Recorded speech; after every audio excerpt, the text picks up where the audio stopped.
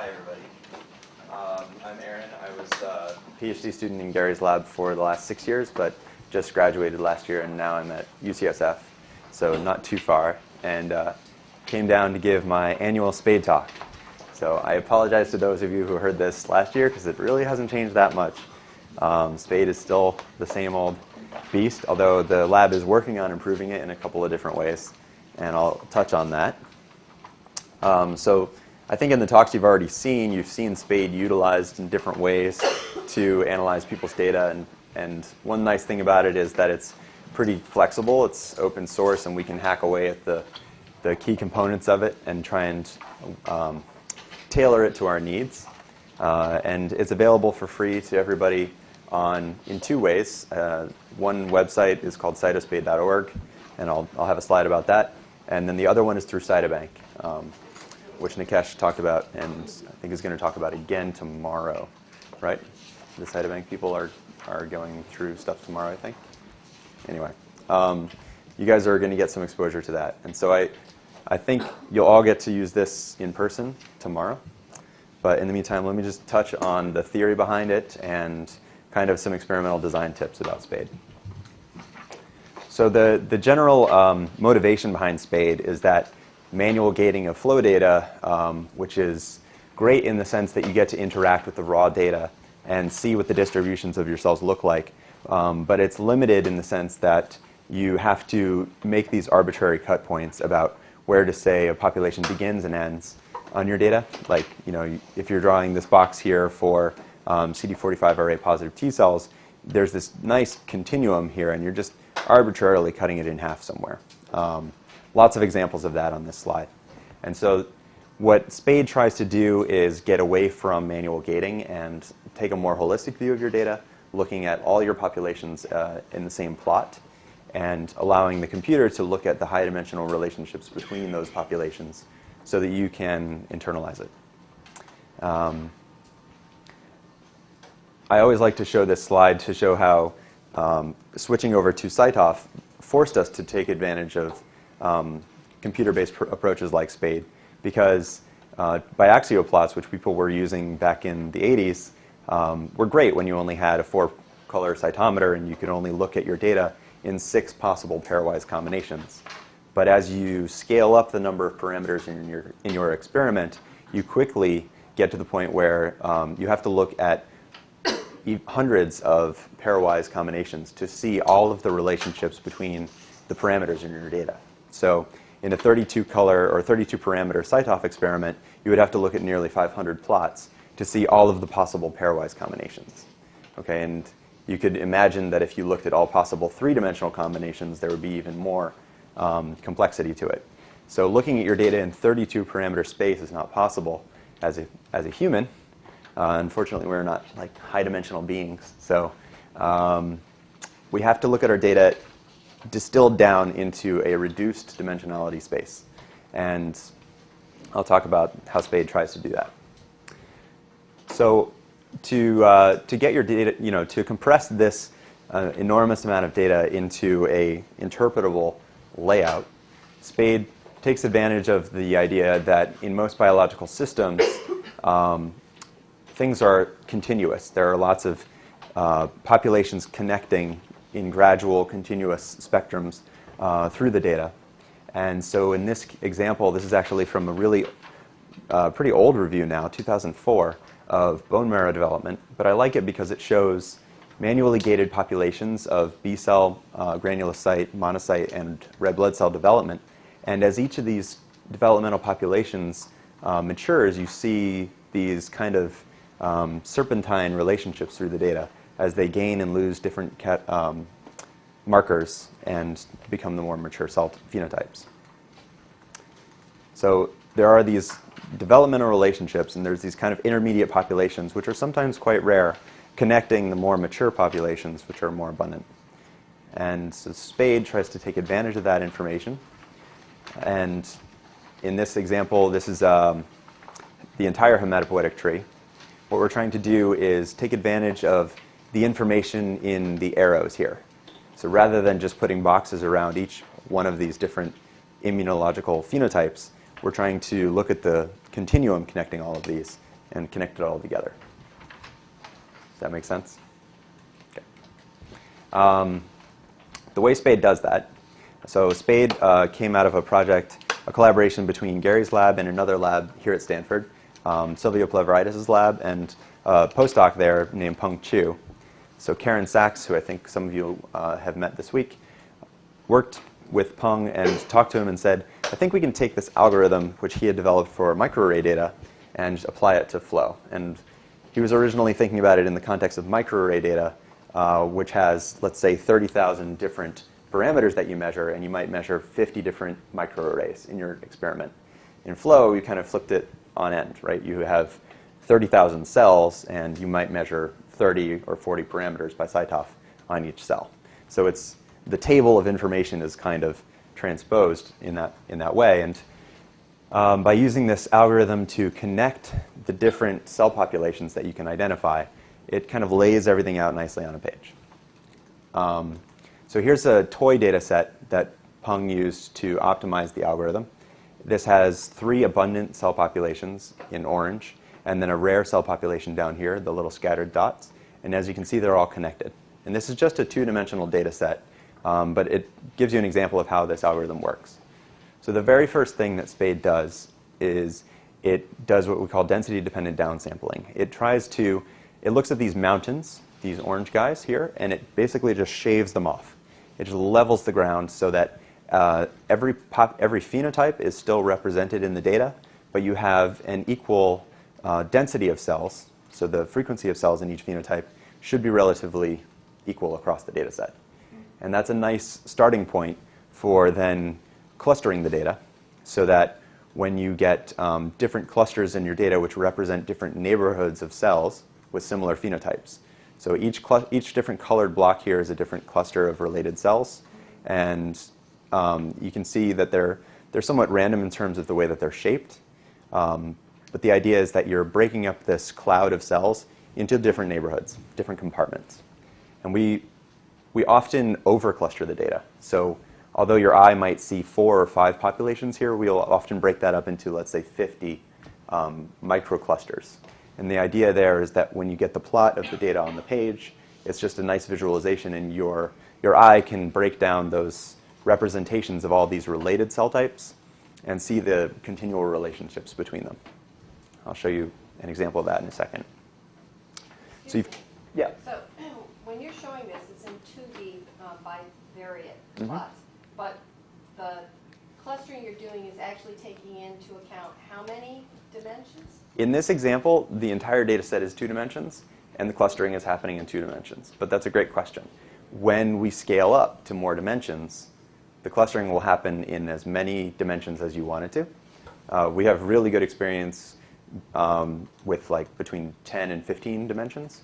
You could cluster in 30 dimensions, but I'll talk a little bit about how that starts to break down. But we've gotten some really beautiful data with about 10 to 15 dimensions of clustering. That's a great point. So in this case, I'm just showing 2 dimensions because I want to show you how the algorithm works. But it works the same way as you scale up to more dimensions. So you have these neighborhoods of cells, and they're represented, you guys have already seen this in a couple of the talks, they're represented as little circular nodes along a tree structure. The branches of the tree show you in high dimensional space which nodes are the closest, so the nearest neighbors in high dimensional space. In this case, it's only 2-dimensional space, but those branches can show you the relationships in n-dimensional space, as many dimensions as you use for clustering. And then as you upsample the data, this is the next step, we basically assign all of the cells that were in the original data set over here back to their representative node on this tree. So here we have the yellow, blue, and red cells. Those get assigned to a node and represented as larger circles on the tree. Okay, so the size of the circle now is indicating cell abundance, and the circles themselves are representing these neighborhoods right here. You can see as you look along the branch here that we're depicting them in a nice linear path, whereas these clusters might jump around, zigzagging left and right across that arm. And I think that's kind of a limitation of Spade in that it's it's finding the shortest path, jumping between those as a zigzag, which is nice for clearly depicting things on a page, but it can confuse you. So I know Eli in the lab is working on a modification of SPADE to show these relationships, these spatial relationships more clearly on the tree. But in the stock version of SPADE, this is just something to be aware of, that a nice linear path on the tree doesn't necessarily mean that it's a perfectly straight shot through high-dimensional space. It's usually not. Then the last thing we do is overlay the marker intensity over those circles. So you saw lots of examples of this in Kara's talk, and you see the red circles here are high intensity for the first marker, the x-axis. And if I switch to the next one, the y-axis, the red circles have high intensity of the marker 2. Now, this is just showing you the median intensity of those two markers, but you can use the same concept to overlay lots of different types of information. You could overlay the cell count of frequency. You could overlay fold change of markers between different conditions.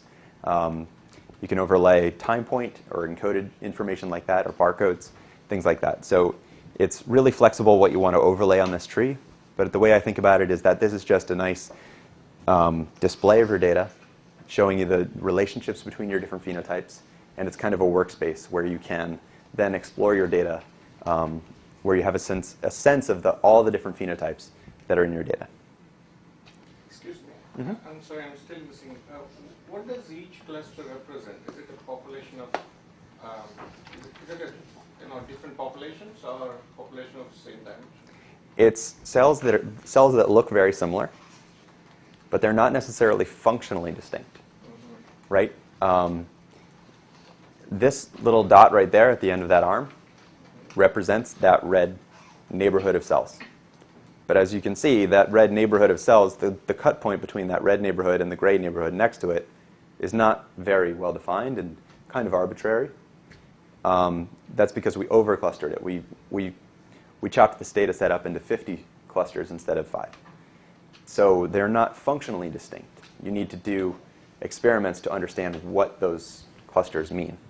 Or you need to have previous knowledge based on the literature about what your markers are to understand what those phenotypes are.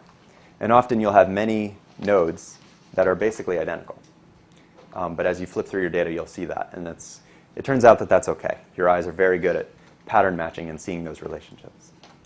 Yeah? How exactly are the edges or the borders of the clusters defined? I mean, is it just purely random? Is it just, how do you, I mean, even if you're over clustering, how do you decide where to draw those lines? It's the original implementation of SPADE has had its own kind of homebrew clustering algorithm, which tried to break up the data into equally sized chunks. Okay, so after getting this density normalized cloud, it tried to cut this up into equally sized,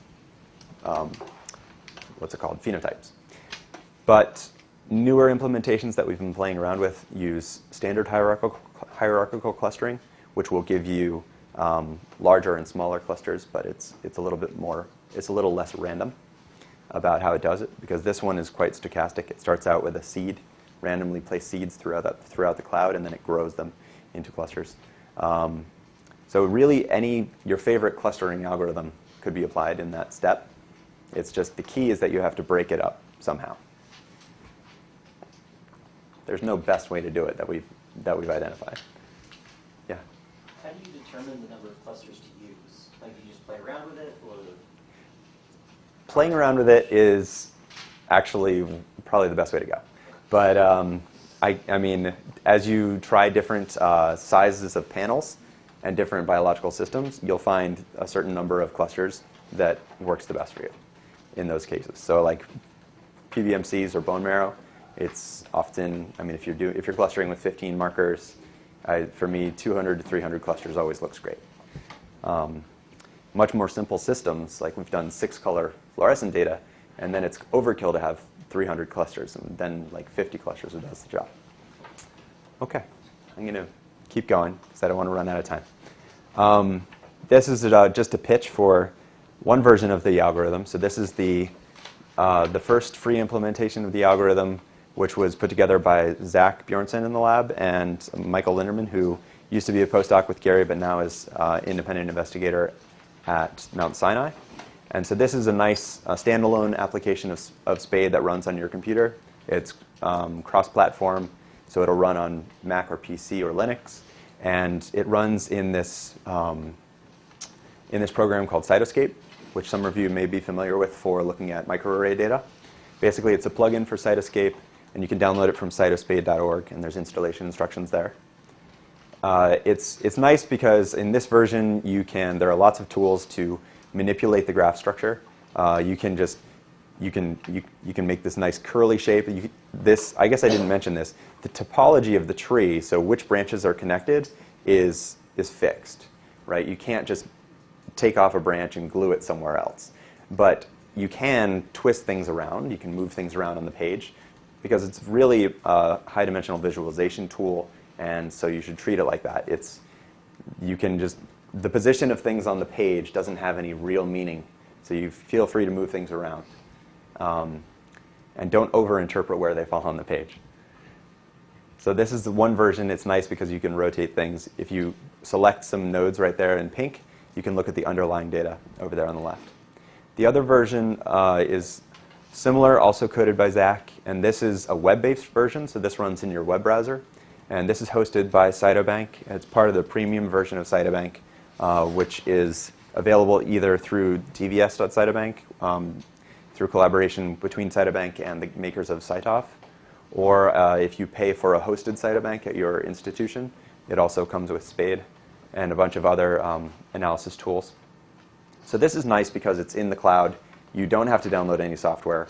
You just upload your data, and everything is kind of organized and archived for you.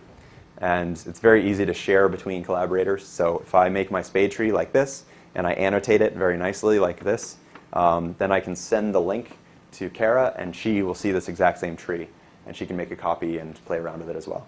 So I like this version. This is what I tend to use more often now. You can actually download your data from this version directly to the standalone version as well. So there's a little bit of cross-compatibility there. And this is similar in the sense that if you select some nodes, you'll see the underlying information up there on the top left. And you can flip between all of the different visualization modes on the left side. There's a video on Cytobank's website where you can watch a tutorial of how to use this. So now getting back into the use of Spade. So I talked a little bit about the theory. I'm going to show you a little bit about the application. This is a 9-color fluorescent data set that Kenny Gibbs in the lab collected on mouse bone marrow. And running that through Spade, he expected to see these 6 different cell populations, basically representing an abbreviated version of the hematopoietic tree in mice. And when he looked through at his different markers, KIT, 11B, and so on, he was able to pull out each of those cell populations, manually drawing these loops around T cells, B cells, and so on. And then when you do the reverse analysis, where you basically backgate the data, manually gating the cell populations on the traditional serial gating on biaxial plots like you would in FlowJo, if you do that and then look to see where those fall on the Spade trees, you find that they fell essentially where he had gated before. The one exception would be this little myeloid population there, which didn't fall into his myeloid gate up there. But you can see it was slightly positive for CD11B, so that's the difference, right? His manual gate grabbed that population, whereas his Spade gate puts it way out on a different arm. Which one to trust? I would personally trust Spade a little more, because I've seen many times where the decision about where to put that line on your polygon gate is kind of arbitrary, and all of a sudden you start grabbing some cell population that shouldn't really belong there. So that's an example of fluorescence data. This is our first experience with it in mass cytometry data, or Cytoff data. This was done clustering on 13 markers. I mentioned before about the sweet spot about Spade and how many markers to use for clustering. This was done with 13 markers. We collected 31, though, so we had 18 other markers, which were all functional markers, that were basically hidden from the algorithm, and we could look at them later. And I'll talk in a second about kind of experimental design and how your choice of which markers to use for clustering versus which ones you leave out of clustering is helpful. You can use SPADE as an investigational tool in that way. So in this case, we used 13 surface markers that we understood very well in terms of how they should be expressed on human bone marrow. This was 8 million human bone marrow cells pushed into the algorithm and clustered based on 13 markers. So we had actually quite a lot of even very rare populations like HSCs in the data set. Out of those 8 million cells, we had over 500 HSCs. And so after doing the density-dependent downsampling step, the HSCs were represented really well. And when the algorithm went through and clustered the data, it was able to assign a cluster to something that looked exactly like an HSC. If you do this with far fewer cells, you won't necessarily see very rare cell populations. It'll try to find them. That's the whole point of the density-dependent downsampling. But if there's only 10 cells, it won't usually assign a cluster to that. So that's just something to keep in mind. Cell number matters. And so we were able to pick out many different cell populations across the hematopoietic tree. And the whole shape of the tree looked kind of like the hematopoietic tree, but as tempting as it is to say, okay, we found the hematopoietic tree again, I should point out that it's really just linking together the populations based on the similarity of those markers. Okay, so for example, we've got NK cells here linked to immature B cells, and then NKT cells, and then T cells. Okay, and the way human hematopoiesis works, it does not go pre-B cell to NK cell to immature T to mature T to naive T. That is not how it goes. Those are all kind of separate lineages.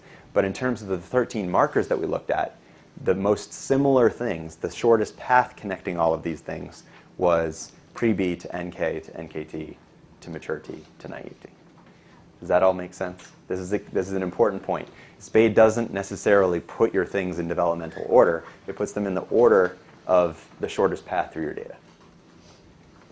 Okay, now the myeloid arm was kind of nice. So what is nice is that it breaks it up into lymphoid and myeloid with the stem cells in the center. That was very beautiful. I'm very happy that happened. It was very easy to visualize the data, and we had lots of different myeloid cell types that we could recognize. But again, here another example of where it doesn't fit with normal differentiation, right? We have platelets and erythrocytes coming off of granulocytes and monocytes, and that's not how it works. So this was just the shortest path through the markers and not necessarily indicative of differentiation. Yep. So after you chose your 13 surface markers to define the algorithm, can you start introducing the other functional markers like one by one to see how it changes the tree? Absolutely. That'll be my next slide. Yeah. The other question was whether you would use the other markers that you have left over for better phenotypic stuff, whether that would actually correlate more with the developmental hierarchy then. Right. So what you'll find is that it often finds like nice gradients through the data, nice continuums through the data, and that's what happened with the B cells. So we had these pre-B cell populations, and then immature Bs, and then more mature Bs. So we had this nice gradient right through the B cell arm. And I think that's because we had a lot of markers for B cells, and it just found the shortest path. If you pre-gate your data on B cells, it'll find that path every time because you've eliminated all the other stuff, and the shortest path through your B cells is normal differentiation. And that was the premise of Kara's talk, right? Is that you can find that path through the B cell development consistently. The other markers that you choose to include, or the family of markers that you choose to include in your clustering, is another important thing when you're deciding how to set up your SPADE experiment. There's this expression of garbage in, garbage out, right? If you feed SPADE a bunch of markers that are uninformative, it's going to give you a tree that is total nonsense. But it's going to give you a tree. So it's going to break up your data into as many clusters as you told it to, and it's going to give you a tree showing you all those clusters. So it is kind of a visualization technique. It's not going to give you the answer. You need to explore the trees and have some experimental design, knowing what some of the markers mean, or having experimental conditions that allow you to explore those trees and understand which ones are important, which ones are not. Let me flip through some examples, and I think I'll show you how that worked. So as I flip through the different overlays on this tree, so this was the first one we were looking at here was CD45, and the monocyte arm, monocyte arm and myeloid and lymphoid arm were both positive for 45. But as we look at CD3, we see really just the T cells lighting up on CD3 like you would expect. CD4 is partly expressed on the monocytes, but highly expressed on the CD4 T cells. And CD8 is mutually exclusive to that on the T cells. So you get that nice branch in the developing immune system of T cells, which is good. 34 picks out our very immature cell populations, and 19 picks out all the B cells, including even mature B cells and plasma cells. But then as we look at CD20, we only see the mature B cells. Now, the myeloid arm, we have 33 on just about everything. And as we look at 11B, we lose it on certain populations, and we see it mostly on the mature monocytes. Finally, 123 is highly expressed on PDCs, the plasmacytoid dendritic cells. And then my favorite little mystery population of B cells, which seem to have a little bit of IL-3 receptor expression, which is like almost unheard of in the literature. But I see it in the data, so I think it's real. I just don't understand what they are. Okay, so by overlaying those different markers and looking at the different patterns of expression, you can see how this tree breaks up into different phenotypes. And I talked about before how we overcluster the data. Like for example here, in the cells that I'm calling naive CD8 T cells, we've got probably 30 nodes in there, and yet they're all basically the same cell to me. So we overclustered the data. There are lots of clusters representing the same cell type, but by exploring the overlays of these markers, you can see where the cut points are on this tree and then annotate it. So I drew all those colored circles by hand, but that's, for me, based on the markers that I have, that's what functionally separates those cells. Okay. Now, in terms of experimental design and taking advantage of those extra markers, here's what we did with that bone marrow data. So we had 8 million cells, but of those 8 million cells were actually not from a single tube. They were from something like 25 different tubes. And here were all those 25 tubes. We had lots of different perturbations where we activated the cells like you guys did yesterday with different stimuli or different drugs and combinations of stimuli, and then stained them with the same 18 intracellular markers and 13 surface markers. We only did the spade tree clustering on the 13 surface markers. So we have all the information about those functional markers. I'm going to switch to the mouse now. All the information about the functional markers to explore across on that spade analysis. So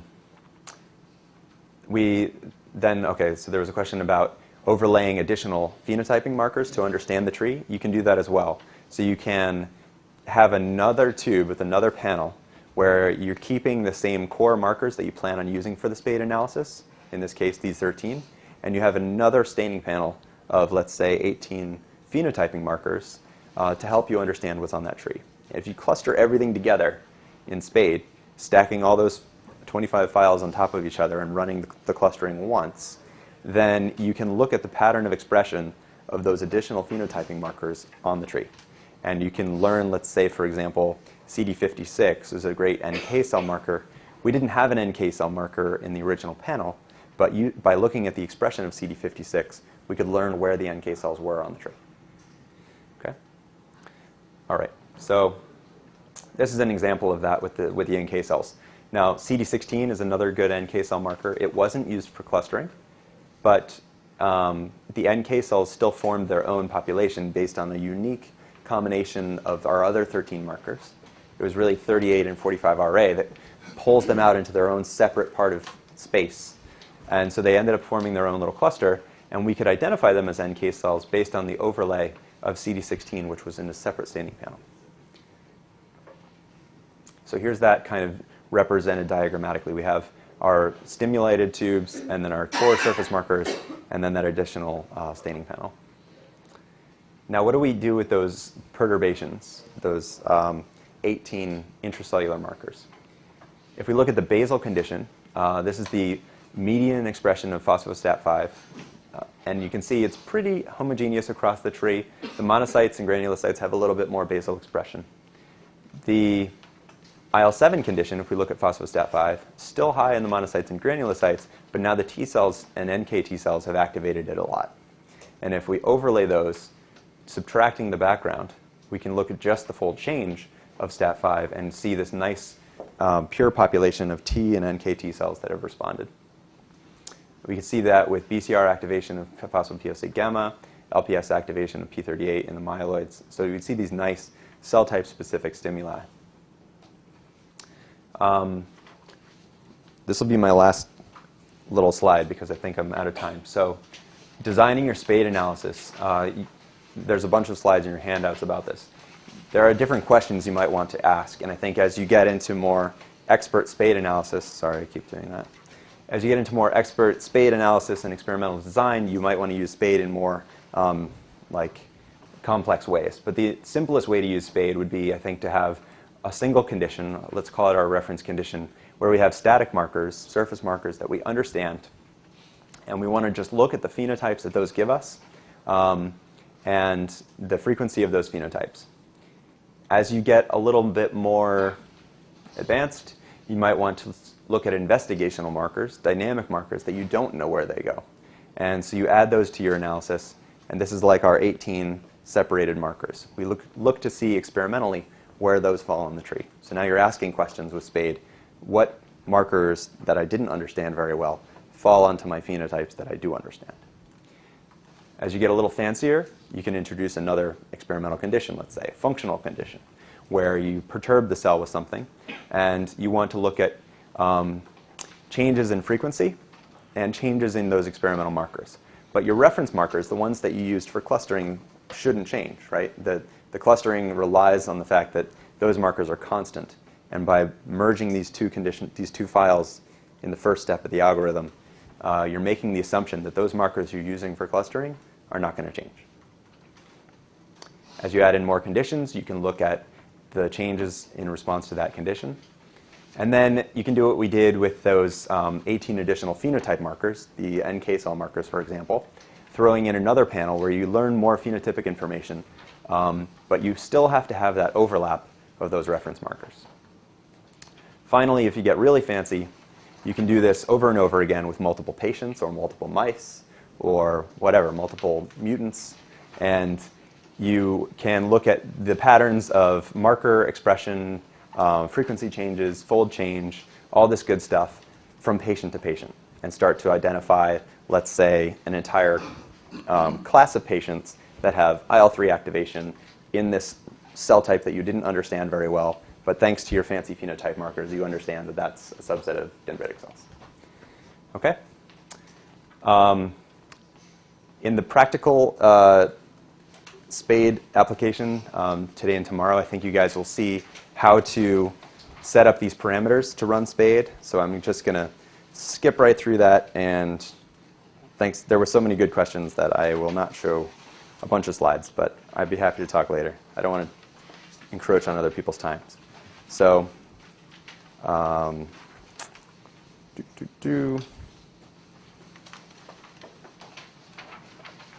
Okay, hold on. There we go.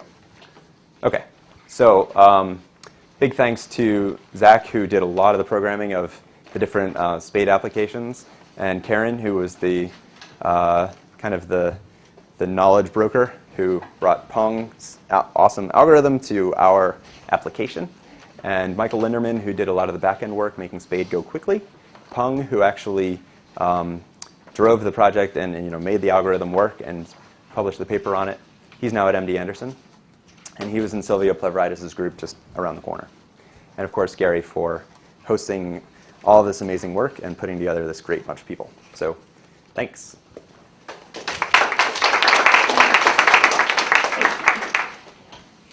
Yes? In that last slide about the overlays of the less well-understood markers, Uh-huh. focus on the static markers, Mm-hmm. how do you deal with downregulation of those static markers in stimulation conditions such as CD3 that's internalized? How do you do those? Right. So you want to be careful about using markers that you assume are static, but are not really static, right? So I mean that's a great example. So CD3 could be downregulated, CD11B could be